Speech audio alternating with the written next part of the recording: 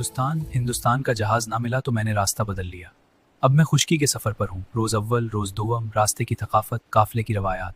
चलिए पहला साथ चलिए। हमने जद्दा से सुबह सवेरे कोच किया, समंदर को अलविदा कहा और अपना रुख शुमाल की तरफ किया।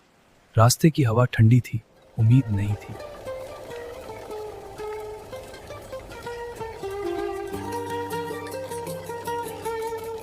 काफले की अपनी तरतीब होती है, सामान, पानी, औरतों के महमल और रहनुमा। ये सदियों की रिवायत है। दोपहर को हमने एक बद्दू खेमे के पास आराम किया। उन्होंने हमें दूध पिलाया, खजूरें दी। सहरा में मेहमान नवाजी का यही रवाज है। हमने एक सूखी नदी को पार किया। बारिश के मौसम में यहाँ पानी बहता है, मगर अब सिर्फ रेत और पत्थर थे। शाम ढले हम एक काफिला सराय पर पहुंचे। पहले दिन का सफर खत्म, यहाँ हम रात गुजारेंगे। रात को काफिला सराय में मुसाफिर इकट्ठे होते। एक बूढ़े ने दूर दराज के शहरों के दूसरे दिन सुबह सवेरे ही हम फिर चल पड़े। सराय का दरवाजा बंद हुआ तो सहरा हमारी तरफ फैल गया। कुनमे पर रुककर हमने पानी भरा। ऊंटों की रस्सियों की आवाज, पानी के छींटे और मिट्टी के बर्तन।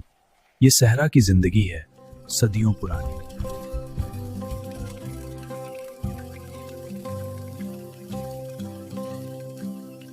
खाना बदूशों से मुलाकात हुई। उनके पास आटा और दूध था, मट्टी के प्यालों में। उन्होंने हमारे साथ बांटा। उनकी सखावत ने मुझे सोचने पर रास्ते में हमने देखा दो नौजवानों ने अपनी ऊँटों की दौड़ लगाई।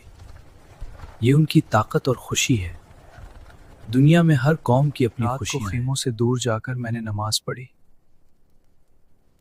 सहरा में सितारे इतने करीब लगते हैं जैसे अल्लाह की रहमत बरस रही हो।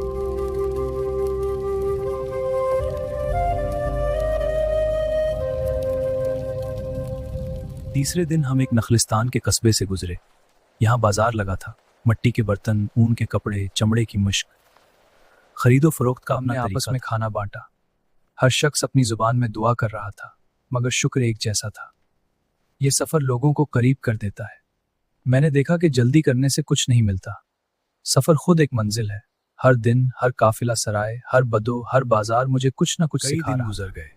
मिस्र अभी कई मंजिलें दूर था, मगर मुझे जल्दी नहीं थी।